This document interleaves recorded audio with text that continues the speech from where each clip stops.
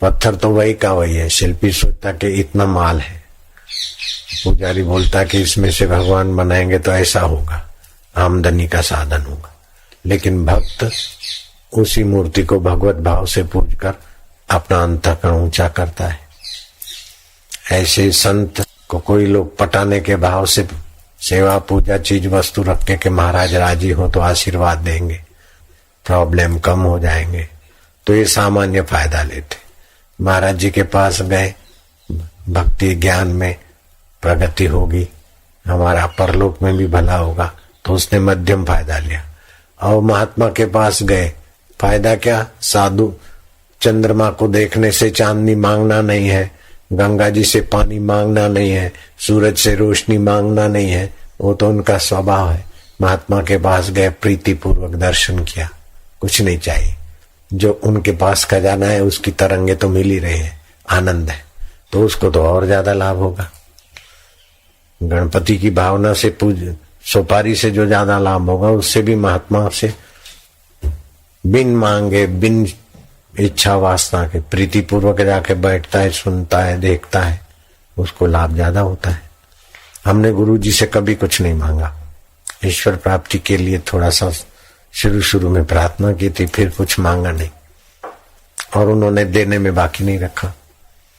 गुरु में प्रीति हो जाए तो जैसे बच्चे की माँ बाप में प्रीति होती तो माँ बाप क्या बाकी रखते, ऐसे गुरु में प्रीति हो गई तो गुरु क्या बाकी रखते, शिष्य का सब हो जाता है।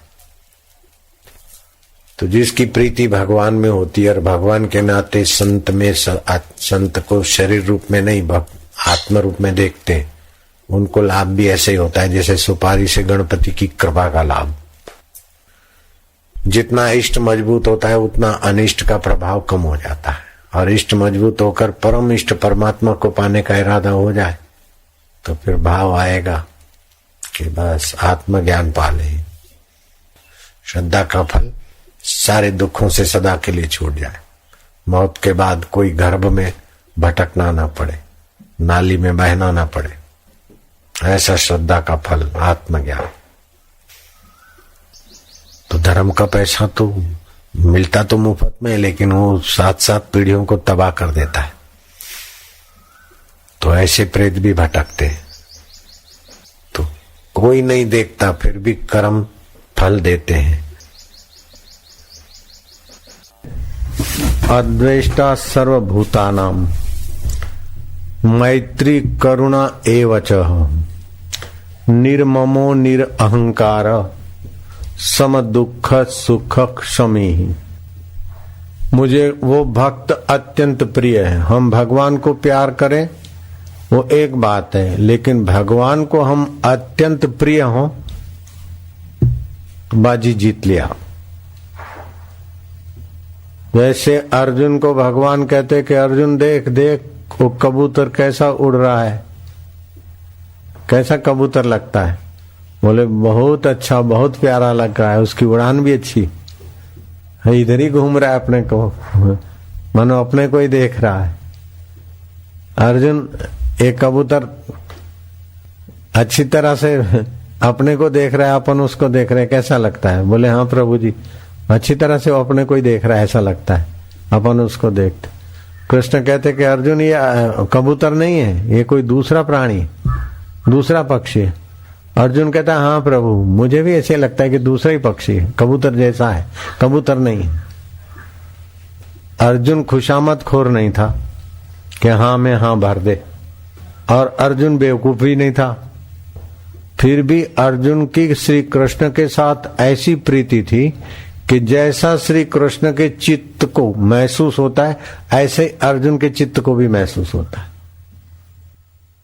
श्री कृष्ण वृंदावन में हैं ये बात ठीक है, लेकिन वृंदावन में ही है तो हम अपराध करते हैं। ऐसी कोई जगह नहीं जहां श्री कृष्ण तत्व न हो। हरि व्यापक सर्वत्र समाना, प्रेम ते प्रगट हुई में जाना। तो भगवान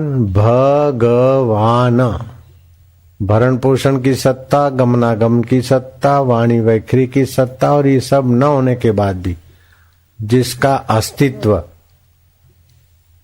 कभी मिटता नहीं, उसका नाम है सच्चिदानंद भगवान। तो जितनी समता होती उतना उस सच्चिदानंद में स्थिति होती। तो श्रीमद् भागवत में आता है सच्चिदानंद रूपाय विश्व उत्पत्ति आदि हेतवे। जो सच्चिदानंद है वही परमात्मा विश्व की उत्पत्ति, स्थिति और प्रलय का हेतु है। तापत्रय विनाशाय श्री कृष्णाय वयम नुमः। तीनों तापों को मिटाने के लिए हम श्री कृष्ण को प्रणाम करते हैं। तो श्री कृष्ण कहते हैं गीता में अद्वेष्टा सर्वभूतानां, किसी के प्रति द्वेष न रहे। मैत्री करुणा एवच, निर्ममो निरअहंकारा सम दुख सुख क्षमिहि। तो द्वेष का अभाव, अपने से जो श्रेष्ठ जन है सत्संग में ज्ञान में उनसे प्रयत्न पूर्वक मैत्री भाव, अपने से जो आध्यात्मिकता में और जगह पे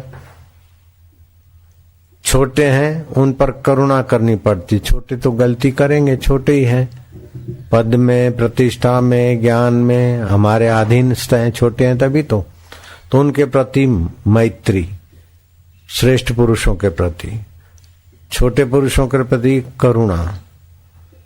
फिर बोले निर्ममो निरहंकारा, मैं शरीर हूं ये ममता छोड़ दो। शरीर के पहले भी आप थे, शरीर मिटने के बाद भी आप रहेंगे। निर्ममो, ये फैक्ट्री मेरी है, ये शरीर मेरा है, नहीं नहीं, है तो वासुदेव मेरा है, सब कुछ मेरा है, नहीं तो कुछ भी मेरा नहीं। निर्ममो निरअहंकार, न धन का अहंकार न दुख का अहंकार। अहंकार कोई दुख होता है, अहंकार कोई भय होता है। जब भय आ जाए तो आप ये समझना कि मेरे को भय हुआ, ये गलती में मत पड़ना। भय हुआ है अहंकार को, दुख हुआ है अहंकार को, चिंता होती है अहंकार को, बदनामी का भय होता है अहंकार को। निर्ममो निरअहंकारा सम दुख सुख क्षमी। दुखद अवस्था आ जाए अथवा सुखद अवस्था आ जाए, लेकिन आप रहने वाले हैं, ये अवस्थाएं जाने वाली। दुखद अवस्था की ताकत नहीं सदा रह ले, सुखद अवस्था की ताकत नहीं सदा रहे। खून पसीना बाता जा, तान के चादर सोता जा, ये तो नाव हिलती जाएगी, तू हंसता जा या रोता जा। ये ऐसी अवस्था बनी रहे, हमेशा बना रहे, उसी इज्जत बनी रहे, तो ये अहंकार को डर है। तो इस डर को कुचल दे। जहां बेइज्जती का भय होता है उसी से जा। कल बेइज्जती होने वाली है तो आज आ जा, निगुड़ी तो कैसी होती। कल प्रॉब्लम आने वाला है तो आज आ जा। हजारों जन्म में हजारों बेइज्जतियां और हजारों सफलताएं और प्रॉब्लम आए, मुझ चैतन्य आत्मा का कुछ नहीं बिगड़ा तो अभी क्या बिगड़ जाएगा। सम दुख सुख क्षमी, स्वस्थ धीर। काय को डरना, काय को सुकड़ना।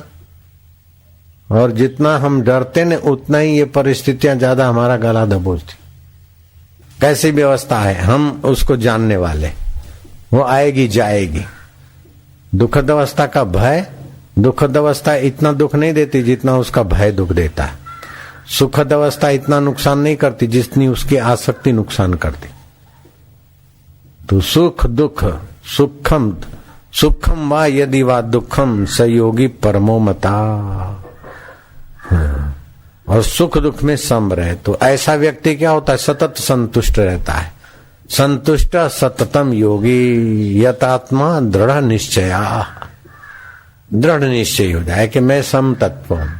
ये सब विषमताएं खेल है, शरीर को मन को इंद्रियों को प्रभावित करते। उनको जानने वाला मैं इनसे न्यारा हूं। तो श्री कृष्ण के चित्त के साथ अपना एकाकारता करो।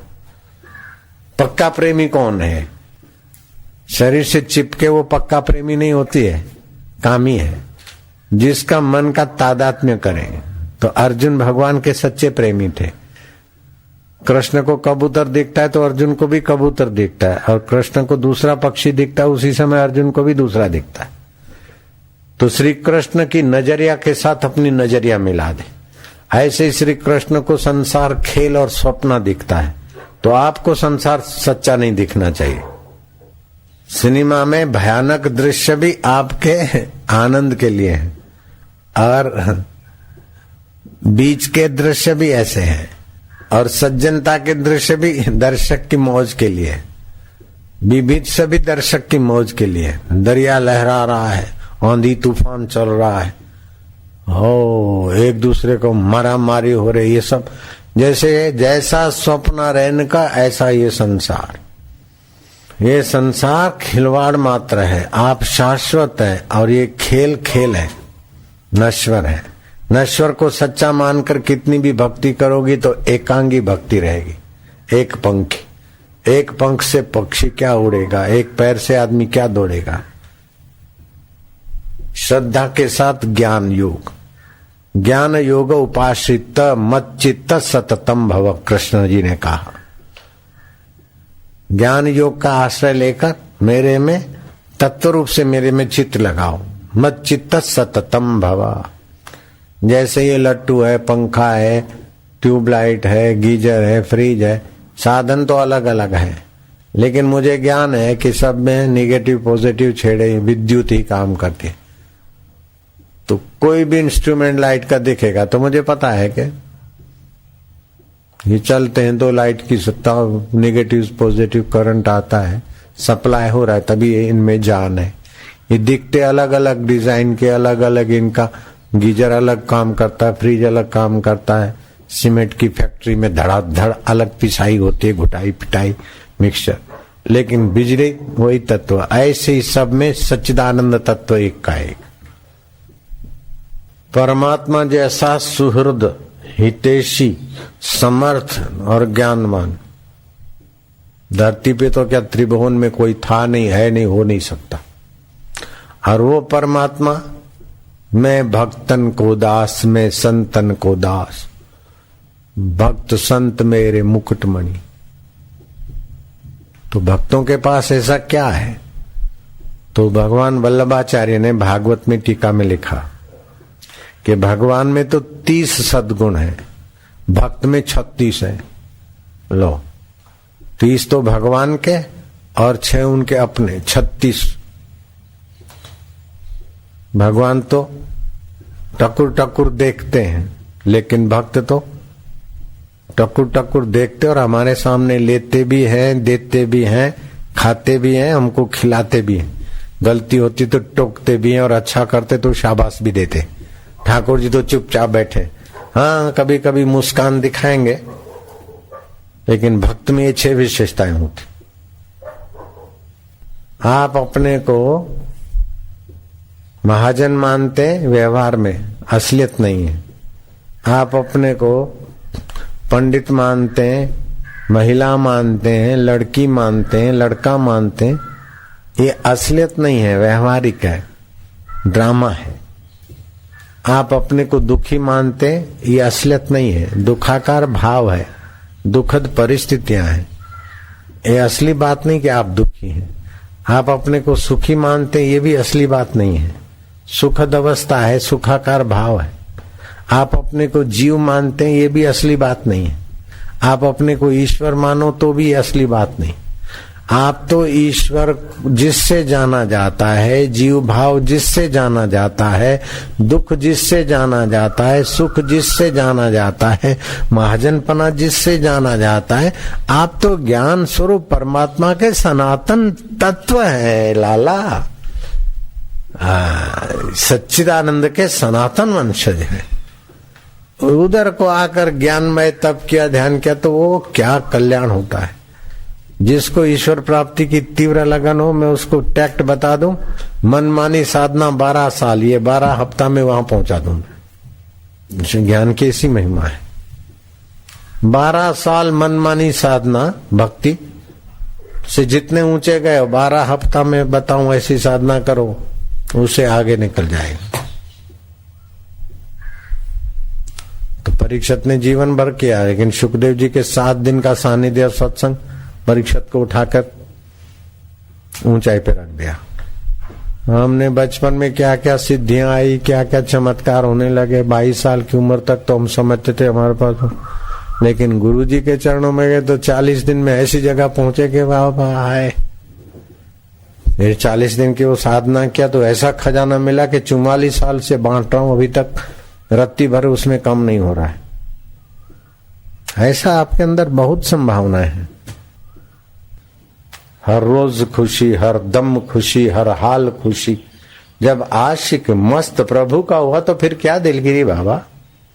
नाव में बैठे थे महात्मा और नाव चली मझधार में। नाव में कोई छेद था, वो छेद बड़ा हो गया, पानी आ रहा था, तो महात्मा करमंडल भर भर के पानी का नाव में डाल रहे। वो नाव वाला समझता था कि महात्मा तो सिद्ध पुरुष हैं, लेकिन बोले बाबा ये क्या कर रहे हो। उन्हें जब छेद बढ़ा दिया, उसने डुबाना चाहता है तो उसकी मर्जी पूर्ण हो। वो लगा रहा, उसने कुछ अपना पुरुषार्थ करके छेद बंद कर दिया और पानी उलेचने लगा। तो महात्मा भी करमंडल भर के उलेचने लगे। बोले बाबा अब बाहर क्यों उलेचते। बोले उसने तेरे को प्रेरणा दी है, ऐसे ऐसे बंद करो। हाँ तू सफल हुआ तो उसकी मर्जी है किनारे लगने की, तो उसकी मर्जी में हम हाजिर हैं। डुबाता है तो तैयार है, नया चोला देगा, ले जाता है तो तैयार है, पानी बाहर उले। तो तमाम दुनिया है खेल मेरा, मैं खेल सबको खिला रहा। ये प्रभु का खेल है, उसमें भागीदार हो जाओ। क्या है, क्या करे, कुत्ते भौंक रहे, ध्यान भजन नहीं लगता। क्या करे ये हो रहा। अरे मेरे को ऐसा होता था, मैं एकांत में गुरुजी ने भेजा और ऐसी जगह पे भेजा कि एक दिन भी एकांत नहीं मिला। चारों तरफ भीड़ भड़ाका, झोपड़पट्टी बस्ती। मैंने गुरुजी को कहा मैं तो यहाँ एक दिन भी नहीं रह सकूंगा, मेरी एकांत में गुफा है नर्मदा किनारे, आप आज्ञा दें तो मैं अपनी गुफा में जाके भजन करूंगा। गुरुजी ने चिट्ठी लिखी, उधर ही रहो। फिर मैंने लिखा विस्तार से, क्या रात को कुत्ते भौंकते, दिन को ये बस्ती वाले छोरे शोर करते हैं, गालियां लिख जाते दीवालों पे ऐसे। अरे बोले गालियां लिखते हैं तो गालियां तो आकाश में गई, और कुत्ते भौंकते तो ओम ओम बोलते, ऐसा क्यों नहीं सोचता है, वहीं रहो। 7 साल में वहां रहा है, इसीलिए ऐसा मजबूत बना के समाज में गुरुजी ने रख दिया था, हर हाल में मस्त। सुखम वा यदि वा दुखम सहयोगी परमोम बता। कैसी भी अवस्था आ जाए, बाहर की अवस्था हमको दबोच दे, हम चेतन और जड़ अवस्था से डरे, हम नित्य और अनित्य से डरे, हम शाश्वत और नश्वर से डरे अथवा नश्वर को बनाए रखें, जो होगा देखा जाएगा। नाव हिल रही है तो हिलने दे, पानी आ रहा है तो और करमंडल भर के डाल, मंदी है तो और उदारता से भंडारा कर, क्या हो जाएगा। एक महात्मा के यहाँ चोर आए रात को, बाबा दिन में गुरु पूनम हुई है, वो बंदूक ले आए 12 बोर वाली। अरे बोले ये सब दिखाने की जरूरत नहीं, तेरे को जो करना है कर ले, डराने से काम नहीं चलेगा। तो क्या चाहते हो। डकैतों का गिरोह ने कहा कि बाबा गुरु पूनम हुई है आज, बहुत चढ़ावा आया होगा, माल कहाँ है। बोले देख ढेर इधर लगा है, उधर लगा है, उधर लगा। बोले बाबा रोकड़ कहाँ है। बोले रोकड़ तो समिति वाले ले गए घर पे। रोकड़ तो बेटे ले गए, कुछ पड़ा होगा उधर देख लो। बाबा ने तो अपना धोती कुर्ता वुर्ता उतार के एक लंगोट में खड़े हो गए। बोले ले ले। चांदनी रात थी, गुरु पूनम पूर्णिमा की रात थी, और टिल्ले पे जाकर बाबा तो नाचने लगे। तक धीनाधीन फिर भी नफे में, क्या खाया क्या पिया, क्या घूमे क्या रखा क्या बांटा, फिर भी नफे में। वो डकैतों का गिरोह जो था आगेवान, उसने देखा कहीं भक्तों को बुलाने तो नहीं गए अथवा पुलिस को तो खबर करने नहीं गए। देखा तो ये तो नाच रहे, फिर भी नफे में। कौन क्या छीन सकता है, मेरा खजाना कौन छीन सकता है, मैं शाश्वत हूँ, ये सब नश्वर है। शाश्वत को नश्वर क्या बिगाड़ सकता है, मैं नित्य हूँ, ये सब अनित्य है। मुझ चैतन्य का क्या बिगड़ा। और फिर भी बिगड़ा तो भी कुछ नहीं बिगड़ा, फिर भी नफे में हूँ। बोले बाबा ये क्या गाने का मतलब। बोले भाई नफे में हूँ। आया तो बिल्कुल नेकेड था, अभी लंगोटी तो तुम भी नहीं छीनोगे। आया था तब बिना लंगोटी के थे, इतना खाया पिया ज्ञान ध्यान पाया, इतना नफा, और ये लंगोटी भी नफे में है। बोले बाबा इधर कहीं टिल्ले में माल बाल तो नहीं? बोले ये भी खोद लो तुम चाहिए तो। वो देखते ठगा रह गया कि इतनी आपदा, इतना भारी सम्मान होता था तभी भी बाबा मौज में, और इतना भारी डराया अपमान किया फिर भी बाबा अपनी असलियत में मस्त है कि धिक्कार है हमारी डकैती को। ओ मुखिया का मन बदल गया, वो शरणागत हो गया तो दूसरे डकैत कहाँ डकैती करे, सब चेले बन गए। समता रखो, क्या डरना क्या मरना, जो होगा देखा जाएगा। फिकर फेंक कुएं में, जो होगा देखा जाएगा। अरे तो ज्ञान में स्थित हो जाए फिर अपने आप तेरे हाजिरी मात्र से सब चंगा होगा। कड़वी दवा भी हितकारी है और मीठी दवाई भी हितकारी है, मीठा भोजन भी हितकारी और चरपरा भी हितकारी। विघ्न बाधा भी उत्सव में जरूरी है, जैसे नाटक में सफलताएं विफलताएं हार जीत ऐसे ही है।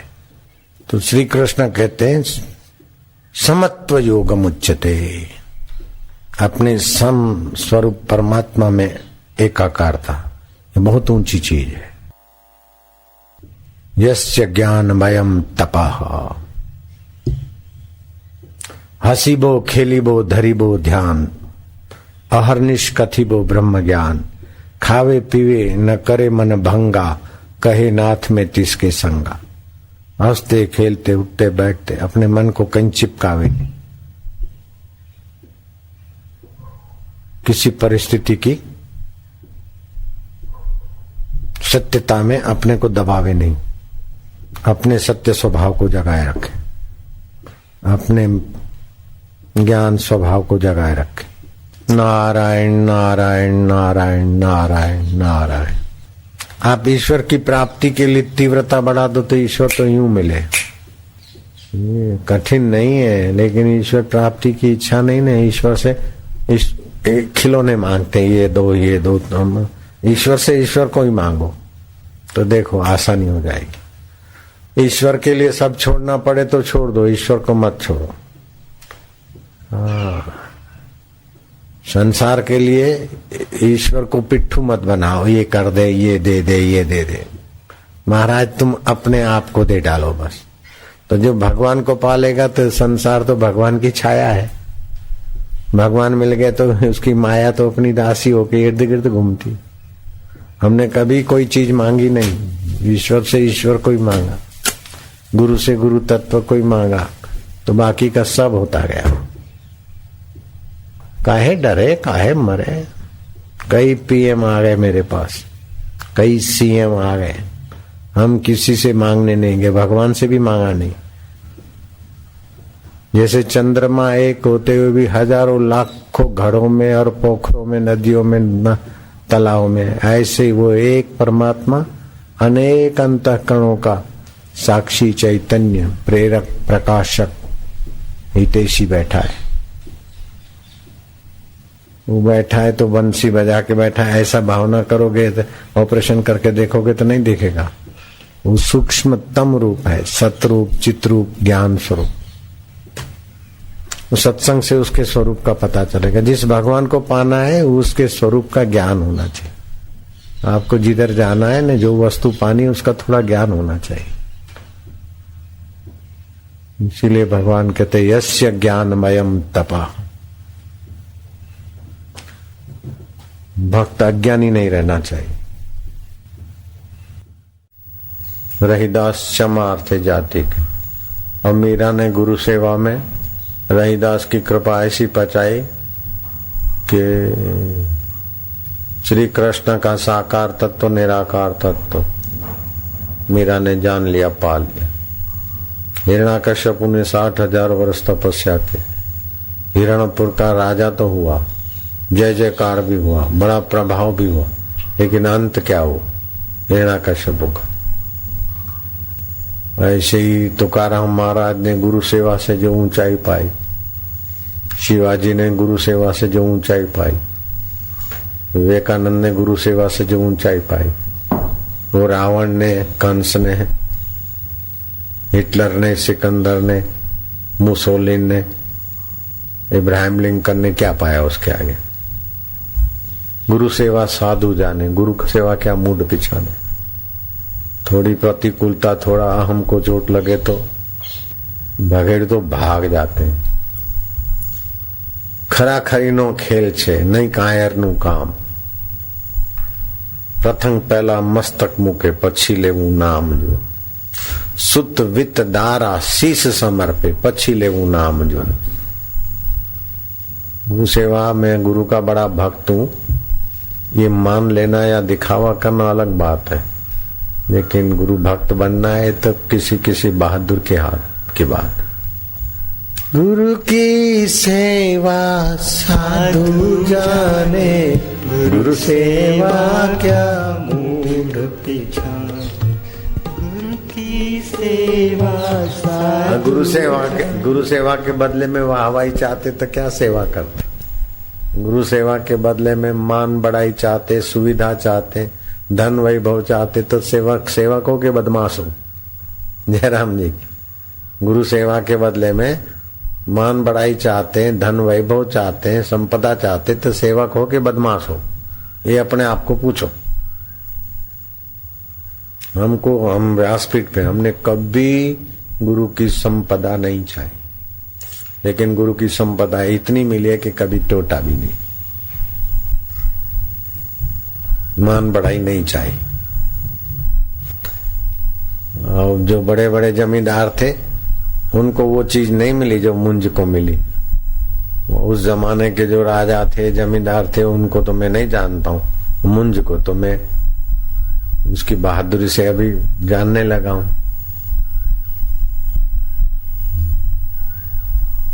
ऐसे गुरु भक्तों से ही धर्म की परंपरा चलती है। ले भागुओं से धर्म की परंपरा नहीं चलती, उससे तो धर्म नाश होता है। ले भागुओं से धर्म की परंपरा नहीं टिकती। सुख सुविधा मिली, यश मिला, ठीक है, नहीं तो फिर भागे, इनकलाब जिंदाबाद। ऐसे लल्लू पंजू तो 84 में जन्मो मरो कीट पतंग बनो, उनके लिए तो वही रास्ता है। वो कहाँ ब्रह्म बनते फिर बेचारे। कुत्ता बनो, घोड़ा बनो, गधा बनो, फिर करते रहो मजूरी। मुंजे ने तो एक ही जन्म में 84 लाख जन्मों की मजूरी पूरी कर दी। हार जग लांघनारा हो गया, जगत से पार करने वाला बन गया।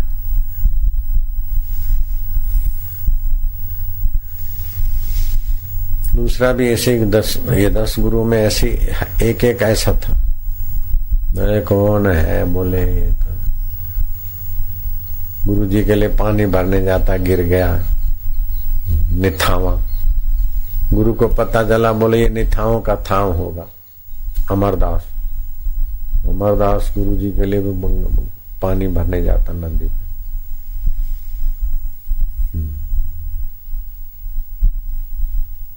अंगद देव जी के लिए।